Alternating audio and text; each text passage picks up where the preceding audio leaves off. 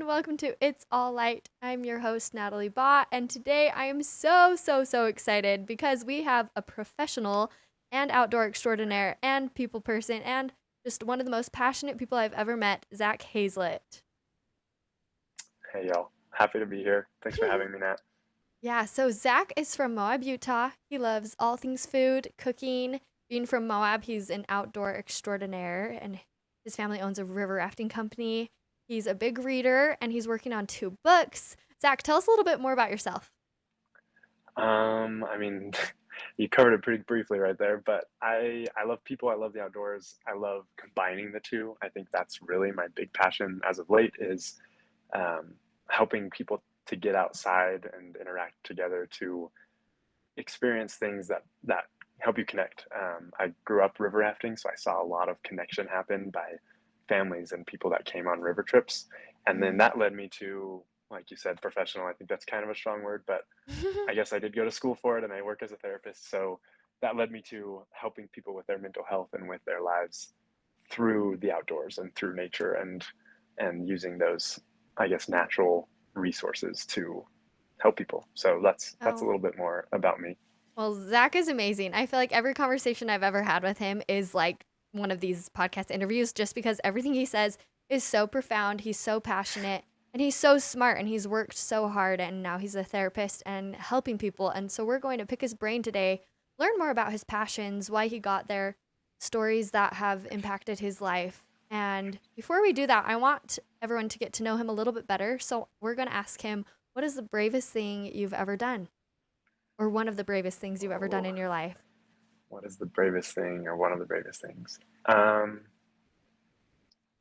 yeah, no, in thinking about this, I thought of an experience when I was younger. I was in seventh grade, my brother was in eighth grade, and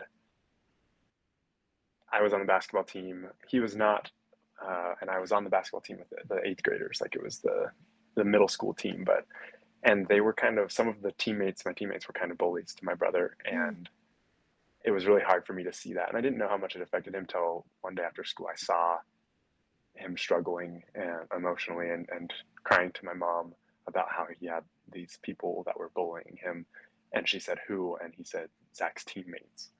Um, and that wrecked me. And I say this is the bravest thing because it was really hard for me to stand up to those teammates because they were my teammates and they were older than me and they were Mm. people that I was trying to fit in with and trying to be friends with. And I was able to eventually muster up the courage with help from my mom and from my coach and kind of call them out on that and tell them that wasn't okay, and if they wanted me to be on their team, like they had to change some things. And they listened and they did stop bullying my brother, and Wow. it made things a lot better for him. And that was kind of a pivotal moment in my life, actually, since we're on that topic, Mhm. of being brave and seeing what that did and what I was able to do with my braveness, I guess, and wanting to use Mm. that to help other people, not just my brother. So that was a Wow. beginning of realizing what I'm able to do and how I'm able to help people for good, with my talents and my gifts. Wow. So that passion started in your childhood. Yeah, yeah, no, Wow. definitely. And I mean, even before that, I just loved people, but that was Yeah. a big moment where I realized what Helping effect I could others. have. Yeah, Yeah. exactly. And just by using our voice, I think that is such a powerful example. Thank you for sharing. How Yeah, many thanks. people are in your family? Seven kids Seven total, kids. and then my parents, so there's nine of us, and And then in-laws and stuff, you're number what of the seven? three. Three of So seven. Wow. I was the And middle of five for a while, and then my mom had two little sisters that are a bit younger than the rest of us. fun. And you grew up river rafting with your family's company and your river raft guide. Yes, yes, I am Oh, that's so Moab River cool. Rat.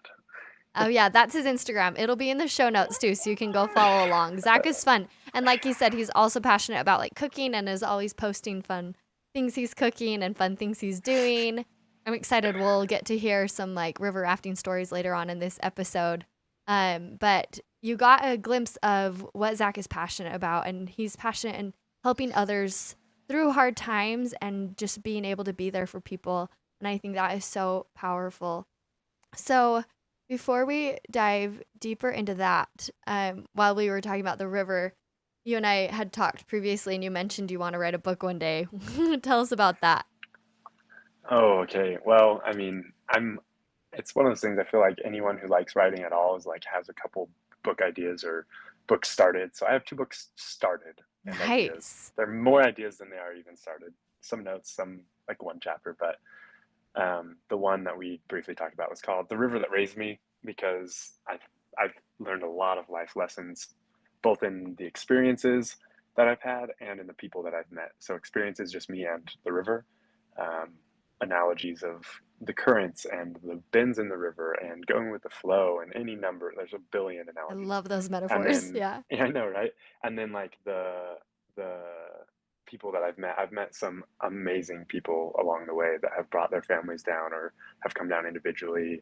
I've met like high school kids. We were talking before about this trip I just did with Aspen High School, and some of the conversations we had were so deep Mm, and just really cool stuff. So I'm excited about that. Working on that slowly when I the river that raised me. have time. Yeah. Cool. I do love writing, and I'm nowhere near your level, but I like to think about ideas and what I could write about, and how I could be the next J.K. Rowling. I don't know. That's just an aspiring, far out dream. But I'm so I could excited see for it. you. That's awesome. Maybe I'll do a Thank you. compilation of all these things I'm learning through this podcast. Um, so now we'll jump into going deeper into your passions. We'll start with helping people, and how that, like, you shared that story with your brother and how you used your voice and was you were brave to stand up for him, and then that kind of has been a pattern in your life and led you to going to grad school and becoming a therapist. Let's learn a little bit more about that journey for you and how that passion developed. Yeah, no, that's a good question. People definitely ask like, did you always want to be a therapist? And the answer to that is definitely no. Like I didn't Mhm. even know really what that was growing up, and when I started college, also didn't. But like I said, I've always loved helping people, and I think that going way back, that comes from my need and desire to be helped, and moments in my life where I felt like I wanted or needed help, and sometimes didn't feel like I had people there. And it wasn't because of my family wasn't there for me or anything like that. More just we as people sometimes are independent and want to do things on our own. Like we try really hard to just not be a burden on people. And I really, Mm. especially as a middle child, like that's a pretty classic middle child thing where Yeah. you are the mediator, you are the peacemaker, you want to like make everyone happy. Mm. And so I didn't want to put my struggles on other people. And so what I Interesting. did is I wanted to be the person that I wish I had, or like be that friend or that help Mhm. that I wish I had, and the person to listen and be there. And I remember in high school, it was my senior year. My friend and I, we were both in student government, like student council stuff, Mhm. and we decided we're like, hey, let's make a goal to memorize everyone's name in the whole school. And it's a small school in Moab. There's like 450 kids, so it's doable. It's not like this giant 500 kids in every graduating class or whatever. Um, but we went through the yearbooks, the previous yearbooks, and made sure the people we didn't know, we got to know them. And from there, it just became so meaningful. So like, there's so much power in people's names, and in like saying instead of saying, "Hey, how are you?" saying, "Hey, Natalie, good to see you." So you like when people hear their name, they feel seen, they feel validated, they feel I love like that. understood. And so that was my reasoning. Is I'm like, I want to be able to look at people and smile at them and say their name and ask how they're doing, and know things about their life, because that shows that they are seen in a world where we feel like we can slip, you know, between the cracks and kind of be put in the background a little bit. It's really powerful. So we Oh, made I that goal. love that. Yeah, no, I just, like I said, it's happened for me. People have been that for me, and so I wanted to Mhm. be that for other people. And Yeah. there was this girl I remember very vividly. This was kind of another. We talked about pivotal moments. This was another pivotal moment in my life where I saw this girl who, the classic, bumps into somebody in the hall, drops her books, is struggling to pick them up, and I stopped to talk to her. I knew her name, and she had no idea. She was a freshman, like had no idea how I would have known her name. Like there was no reason why I should know her name that she could think of. and asked how she was doing, how the first, week of school has been going. She seemed like she was a little bit frazzled, and I could tell that. Freshman year, it's tough. Like you're pretty anxious, and then now all of a sudden you're like talking to this senior boy. Like I'm sure it was a little bit intimidating. Wow. And I helped her pick up her books, wished her well, said like, "Hope to see you, in the halls again," and she moved forward, right? And later on, I get a message on Facebook because that was the thing back in the day. Um, from her, a friend requested a message, and she had told me that that day she was running through in her head. I'm gonna get really emotional here. Um, she was contemplating taking her life, and that me stopping to say hi to her and help her, and just talking to her and taking the time to do that helped her to feel like her life mattered and that she was important. Um, and not many people know that story, but I think it's really important to share that because it changed everything about how I see people. And it made me realize that everyone has these battles that they're fighting, and we have no idea what's going on. And if we can just be kind and show kindness and see them, we don't have to know everything. We don't even have to have answers. We don't have to help them. We just have to see them and show them that we are someone who sees you and that cares. And Mm-hmm. from that time on, um, yeah, my perspective changed, and I was like, wow, I really love helping people. And then fast forward a year, I was applying for colleges, or I guess a couple months. I was applying for colleges. Really wanted to go to BYU, but didn't think I'd get in. I didn't have like the best grades, and I just made this like promise with God. I was like, all right, if I get in, I promise I will do my very best to help people there. And I Mm-hmm. ended up getting in. And then when I got here, I was struggling to feel like I was capable academically because there's so many smart people at BYU, and I felt like I wasn't Mm-hmm. as smart as anyone. And then I Join just the made the club. resolve, Yeah. I know, right? BYU's I was hard. like, I was like, if anything, okay, my purpose maybe it's not to be the straight A student, the perfect student, whatever, but I will try every day to make people's experience better, make people's lives better. I And love I that. got a lot of satisfaction and joy from that. But I like to think that I helped impact people's lives for the better in their experience where school is hard and they're struggling. And so if I could be somebody who, like I said, could say their name and say hi in a day where they were stressed with finals or whatever, then that's a win. So, I and that love that that. just led me, and then fast forward past that, there's a lot that goes into like why I became a therapist, but seeing families and stuff on the river that I took as a guide, and then my experiences with people and being a friend that oftentimes people would reach out to just to talk, I was like, man, there's got to be, I want to learn more how I can help people. And through some Mm-hmm. mentors and people that I ended up meeting and TAing for, a professor of mine, Lauren Barnes, she's like one of my good friends now, and I took a class from her and have like TA'd and helped her.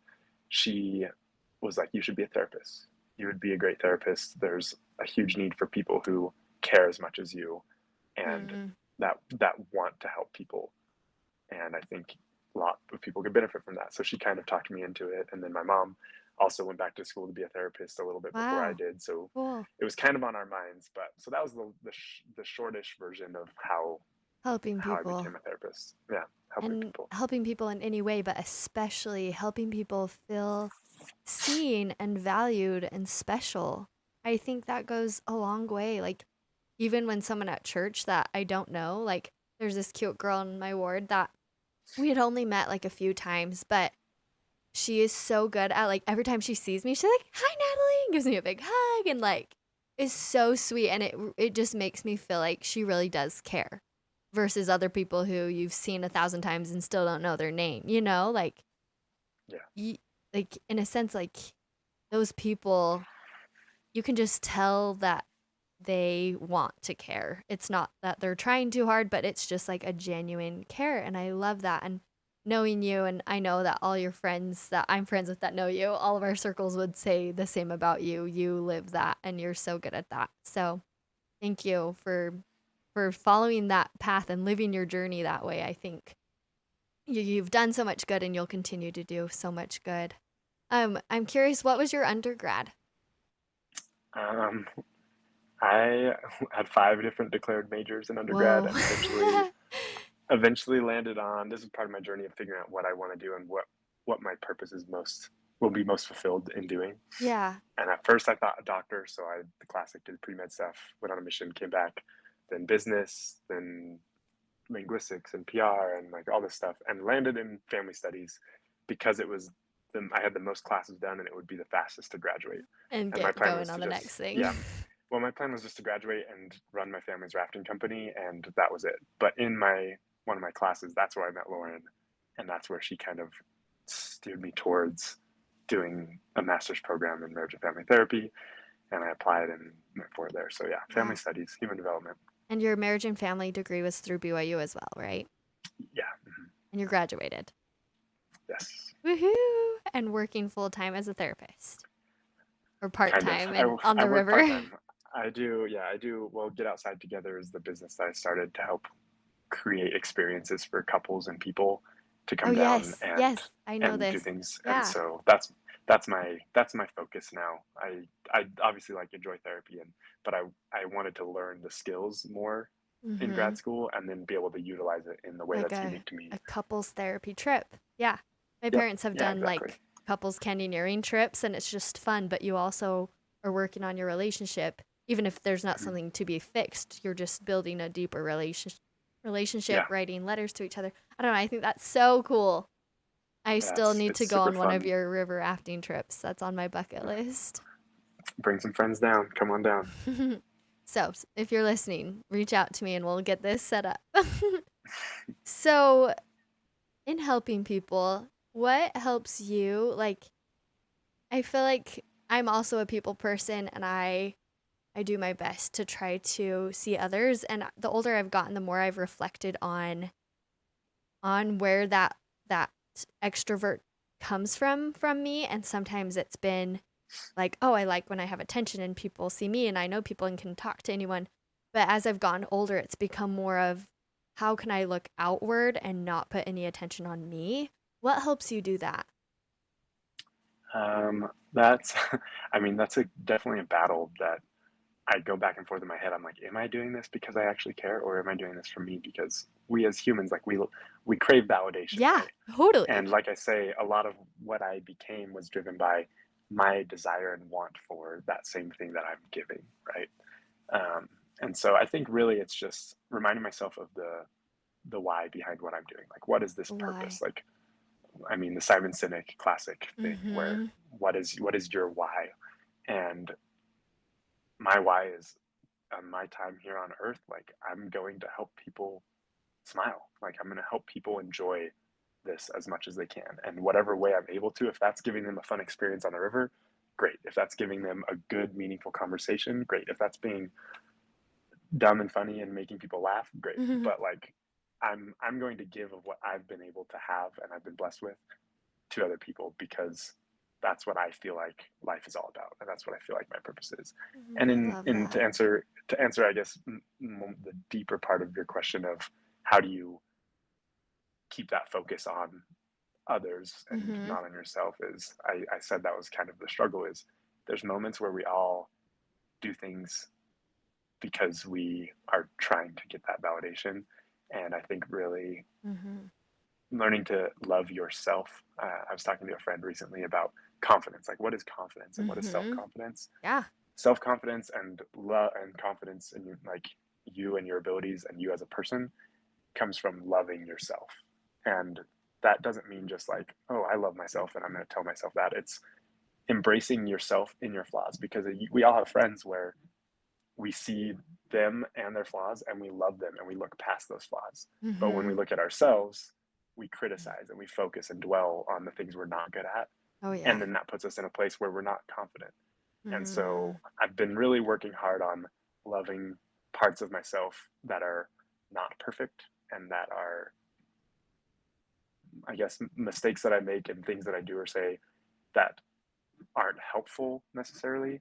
Mm. Giving myself space to be that makes it so Yeah. that I can focus more on the outward. I guess that's kind of where I was Ooh, going with that. I love that. As you were sharing that, I thought of just like I've had a therapist at times, and I actually need to schedule my therapy appointment. But something that we always talk about is just becoming more self-aware and how that can help you like better understand yourself and taking those moments to pause and reflect on what are you thinking and what are you feeling. And then for me as I get older, I'm learning about life and I'm making more mistakes and sometimes the mistakes keep happening and I'm trying to navigate, okay, how do I change and change those habits into better habits? And something that my therapist and I were talking about is giving yourself that grace and recognizing that we aren't perfect and it's okay to make a mistake. And sometimes it's okay to make that mistake 100 times until we start to figure out how to change that mistake. But the more I see my weaknesses, the more I'm willing to accept others' weaknesses and recognize like, oh, like I I dated a guy and he kind of would point out some things that I could work on for better or for worse. But as I've reflected on that relationship and what that how that affected the both of us, I've realized like those things that he was pointing out to me were like so true and that I really needed to step outside and view it from another perspective. I'm reading a book right now, and it talks about this concept of getting out of the box. It's a leadership and self deception book. Have you read it, Zach? Yeah. Yeah. By a good old Arbinger Institute, Arbinger, however you say it. Yes, yeah. So Yeah, it's I'm a in the great, middle of great that book. book right now, and I feel like it's reminding me of the conversations I had when I was dating this guy. Just how we need to see the corners that we put ourselves into because we can be so blindsided. But as we start to recognize where we stand and viewing others outside of this box and viewing people as people and like knowing their names, even if you don't have that close of a relationship with like your coworkers or someone, just knowing their name and a few facts about them really makes a difference on how you view them and treat them and how you treat yourself. Oh, I love that. Sorry, Yeah. I'm kind of rambling, but No, you're good. I love thinking about looking outward because we're members of the Church of Christ of Latter Saints, and so we try to be like Jesus, and he was always looking outward and finding those people that needed that extra friend or who just needed just that extra acknowledgement that they're there and they're alive and they're doing a good job. And I don't know, life is hard. And that's something you wrote about in the form to be on this podcast. You're like, we're all going through a lot. So if we can find ways to help people smile throughout, then it just makes everyone's lives better because you feel better when you do it and then they're better because of it. So that Yeah. kind of leads to the second part of your passion is making people smile. And I love that you said that you can do that in so many different ways. Like for you, you can take people on a Moab trip and make them laugh or tell them funny stories or make like tell jokes, but also just saying their name and showing that you care puts a smile on people's faces. Do you have a moment in mind of making someone smile that you love? Um, yeah, I mean, I can think of a lot of Mhm. moments. Good. The one that came to mind that I thought of when you said like taking them to Moab, I did this thing or did all through my undergrad and grad school where I would plan trips to Moab and I would invite random groups of friends that don't know each other.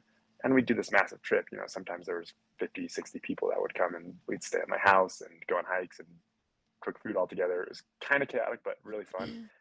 And I just remember like very vividly one of the experiences. I had some friends that came down who one of them in particular had been through a pretty hard time in life and she was struggling with some things and really just needed a break and was not super excited to go down with a billion people, but I was like, you know, yeah, come on down. And in doing that, she ended up meeting some other friends who I had invited that were struggling too with, you know, similar things or different things, but also kind of struggling.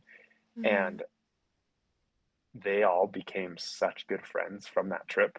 And to this day, like have lived together and then some have gotten married. They are all working and doing things and all the trips and things they do like are all together. And I just like to think that a bit of what I was able to do there helped them create so many relationships and memories and smiles that are Mhm. continuing throughout. And like I really didn't do anything. Like I don't want to take credit You where invited. credit isn't deserved, but I invited and I Yeah. facilitated. Like I gave them this opportunity. And Yeah. so I just think of that of like creating and ultimately what it was Moab is this magical place. Hmm. And for those that have, maybe people on here have been to Moab either with their family or with me, but you let your guard down and you can just kind of be yourself because you're outside and you're on vacation, or you're just, there's no expectations that of things you have to be or do. And so you see a very organic, real side of people. And my house, especially my family's done a good job at making it this very safe place where people can come and it's a refuge. And Yeah.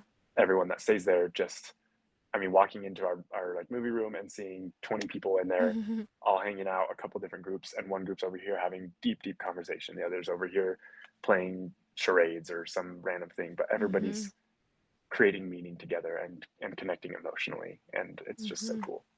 Yeah, those connections really are what get us through life. And we need support circles and we need people in our corners and people looking out for us, even if it is a random person. Like for people listening, like a way you can help people and make people smile is just learning one name, like at church or wherever you go with a social gathering. Like, but like maybe singling out someone to focus on and get to know them just to be able to have that one more drop of water into the ocean, and help it be a chain reaction, and they can be like, oh, that person smiled at me and was so kind to me, I want to try to do that for this person. And like that girl I shared the example of at church who always says, hi Natalie, like how's it going, and gives me a hug and is so sweet. Like now I want to be like her to other people. And I'm working on that fine line of, okay, I'm doing this because I want them to feel better, not because I want people to see me as this person who's good at reaching out to other people, Like I'm trying to get away that ego side of things, but I've also been trying to study about confidence too, right? Like I feel like true confidence is where you don't need to say anything about yourself, and that's when you can truly like focus on others, and the things you do say are more profound because you're not talking as much. Being like coming like my whole life I've been a talker, and I feel like sometimes the things I say are less profound versus people who are quieter, and then when they speak up you're like, whoa, like mind blown. So that's like one of my life goals. But I think there's little things we can do to get to where we want to be. So I love that you shared just learning people's names and starting there. What would you say are some other things you can do to help people and make people smile? Like Listen. daily listen. I think Ooh. listen. I think we live in a world. So I work mostly with couples as a therapist, and the classic, like, you're not listening to me. If I had $1 for every time I've heard that line in a session, um, I don't have a lot of dollars, but Mhm. people talk and we hear, but we don't listen. So like it's going in, but we don't actually try to understand them. And there's this like idea, like, what does understand mean? And like I like to break the word down Yeah. to separate it, under and stand. So like we are literally standing underneath and supporting what they are feeling. Like by understanding, we're getting to a place where we take on what they feel and we feel the weight of it. We feel, the emotion and the struggle and what they're going through. And we just stand there and we support. That is all we are doing. And listening to understand is something that we don't naturally learn. Mm. Like we are, from the time we're little, we're asking for things and we are, needing our parents. And then as we go on, we're in school, we have like this power dynamic of teachers that are, you know, telling us things and we're learning it, but we're not trying to like actively understand why the teacher is teaching these things or like what's going on for them, like we're just not constructed to be good listeners unless we Mm. learn it. So my, I guess, advice or thing that I always try and talk to people about is learn, like if you have any skill that you can learn that will better your quality of life, it is how to listen well. I love that. I Listen to understand. Yeah. listen to understand. I have a lot of thoughts on that. One is this is something I probably will struggle with my whole life, but I want to be a better listener. And I feel like I've come a long way. Like on my mission, I was trying to study how to be a better listener. And some of that is just staying silent, like Mm-hmm. sometimes people talk and your mind just already is jumping to like, oh, that made me think of this and I want to share this about me and this. But like reflective listening is when as they're talking, you're like repeating what they say in your head. So your mind is focused on what they're saying. I've also Yeah, done an exactly. exercise where you are in a conversation with a person and they're telling you a story and you don't say anything. You just nod and use your body language. And like even if they like kind of like waiting for you to say something, you just still like just sit, smile and nod and then they'll just kind of fill in the gaps and keep talking and that is a way you can get deeper and have people open up to you and when someone can allow you to open up, like for me, I love when people ask those deep questions that get me to open up and self reflect. And so I want to do that to others, and listening's the first step. Yeah, exactly. There's this phrase that I sometimes will use in therapy of when people are like, "Well, how do I do that? Like, what can I do to be a better listener?" Like, I'm trying. I feel like I'm trying. One of the big things is, are we trying to help them or are we trying to hear them? Right. So I Mm-hmm. use that because it's the H and the H, right? Um, because some people want help. Some people, when they're talking to you, they want you to help them by giving them answers or solutions or whatever. But most often, more often than not, they just want you to hear and Mm-hmm. listen, right?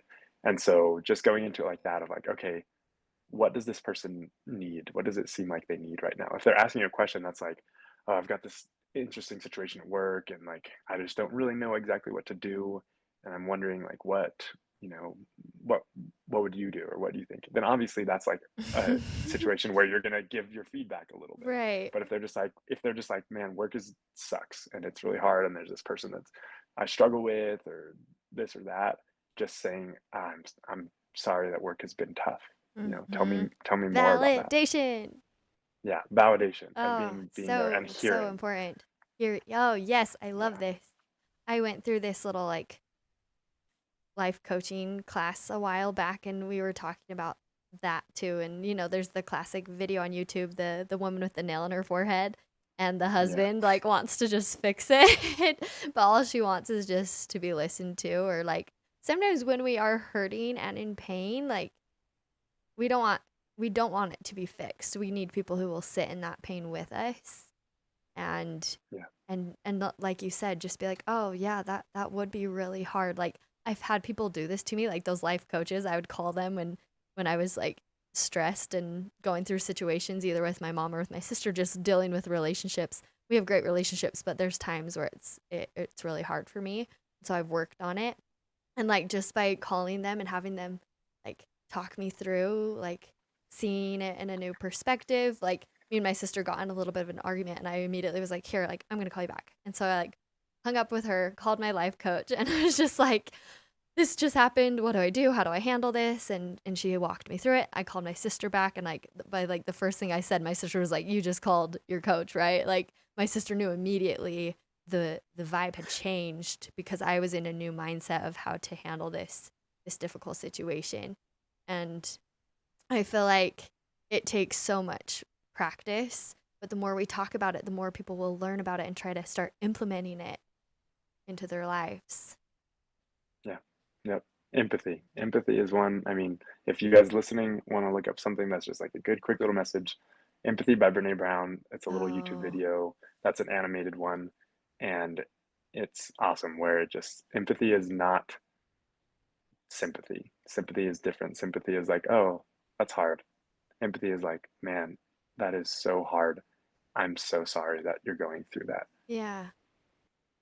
You know, it's sympathy is like, at least that's hard, but at least like you know, you try and give them a silver lining of things. She says Mm. silver lining it, where it's like, at least you have a relationship, you know, when they're talking about how hard the relationship is, you're trying to like find the good in it. That's not empathy. Empathy is getting down there into the emotion with them and understanding, standing under what they're feeling, right? Yeah, And really just being present with them. So being work on present that. with Everyone, them, if everyone can be more empathetic and listen better, empathetic. life and the world would be a much better place. And just that little bit of validation. Like, I think about, I've tried to better my relationship with my mom, and it has its ups and downs. But as you were talking about, like, people just want to be heard, like, every time I talk to my mom, I'm like, I don't want your opinion, just listen to me. Like, I think parents just naturally want to give and teach you, and everything they say is because they love you. Whereas for me, I'm like, I'm I'm 26 years old. I don't need you telling me your opinion on this and this and this. Like I already know that, you know, and then Yeah. I need to realize I need to take a step back and humble myself. And my mom sent me a text on Sunday and she was just like, I just read this talk and it was about how like in Proverbs, like to receive correction from a parent or from God is because they love us. And like Peter, Jesus' apostle, like received many corrections from the Savior, and it's because he loved him so much and knew he was going to like take over and he wanted the best for him. So my mom was like, can you consider when I offer you correction, it's because of my great love for you. And just even her just saying that reminded me that I need to humble myself, but also just like, oh no, why am I getting emotional? um, but also just like talking about what the problem could be or like why we don't get along when we talk sometimes, you know, and just understanding where the other's coming from.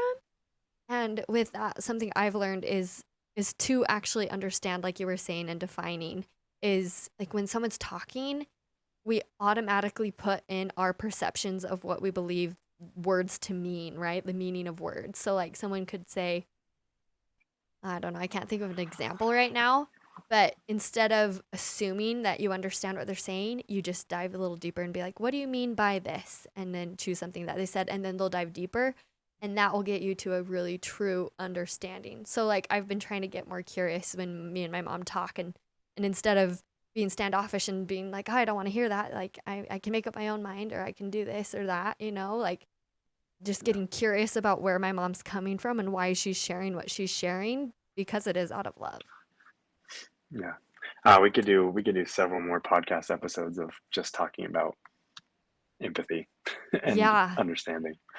it goes a long way and honestly makes all the difference. Yep. Yeah, I love that. Do you have any thoughts just before we jump into the next thing I want to talk about? Like I said, we could talk forever about it, but Yeah. I I think that was, yeah, good enough. Yeah. So we have a few more minutes and we'll just kind of talk about our takeaways. And a quote Zach wanted to share is by Abe Lincoln and it says, I do not like that man. I must get to know him better. And I think that just goes to show that as we try to help people and see and understand people, the more able we are to love others. Yeah. Yeah, a little like backstory on that, Yeah. just quickly, is that came at a time where I was having a hard time with people. The reason it became my quote is like there were people that in my life, you know, we had contention, or I was struggling to understand like what why they would say or do those things or say things about me or whatever it, you know, may be. And it was impacting me a lot. And what I came to realize is that what was happening for them was these struggles that they were having in their life were causing them to lash out and react in ways and do things and say things that weren't because they felt ill, you know, feelings towards me, but it really was their coping mechanism, their way of handling stress. And while I would say like, Mm, yeah, it's probably not the best way, you know, there's healthier ways to manage your stress and cope. When there's people that do things that we don't like or that hurt us or offend us, almost always, in fact, I would even say always, there's a reason behind what's happening that doesn't pertain to you. That is not you. It is they're something they're happening in their life projecting. that's causing them to be that way, whether it was trauma or childhood experiences or, you know, life Yeah. stresses and something at work or something in their relationship with their partner, whatever it may be. It was then putting them in a place where they responded to you or said something about you or to you that hurt you. So Mm, if we look past all that, we can see, I do not like that man. I must get to know him better. When we get to know people better, we can't not like them. You know what I mean? Like we can not like what they do, but them to the core as like a child of God, as a fellow human being, we can love them even though they do things that we don't like. that is so beautiful. Thank you. I think just as we've talked, my takeaway that I hope um, people know about from this episode is to just think about how caring about others can better your life. And just, I want people to just think about this passion that Zach has and that I feel like I have too, just with people. And I feel like every person has this passion, but I want everyone listening to think about how to ignite that passion and invite more love and care into their lives through helping others smile. So that's my takeaways. Zach, thanks for sharing your takeaways. We got to have you on again though, because I feel like there's so much you can share and offer with your I have life some fun experiences, stories for sure. and I can't wait for your book in the future too. That'll be amazing. But thank you again for coming on, and we'll definitely have you back on too because we love your stories. So Okay. yeah, any Thank last you. words? Appreciate having me. Yeah, this is great. I guess my final words kind of going along with that. We don't understand what's going on for other people, but guys, it's so much easier to be nice to people. It's so much easier to be kind and to forgive and let go of things than it is to hold on to grudges and be angry. Like psychologically, scientifically, like in the research and everything, it honestly your quality of life increases as you learn to be kind and to let go of things. And that's my final thought, because I think that is an invitation to everyone to forgive and to seek to understand and try to let go of some of those things that we've been holding on to, and to forgive ourselves also Mm, for things that we do wrong. I think we're actually, for the most part, people are pretty good at forgiving other people, but we're mhm, really bad at forgiving ourselves and letting mhm. grace take care of things in our own life. And so giving space to be kind to yourself and to kind to others is huge. And laughing and smiling is so much better than being angry. Amen, amen, amen. Thank you again. I echo everything, and I'll post all these quotes that you've shared with us and quote you. And thanks again. And everyone will Oh, you're talk welcome. to you next week. Thanks for Bye. having me. See you guys.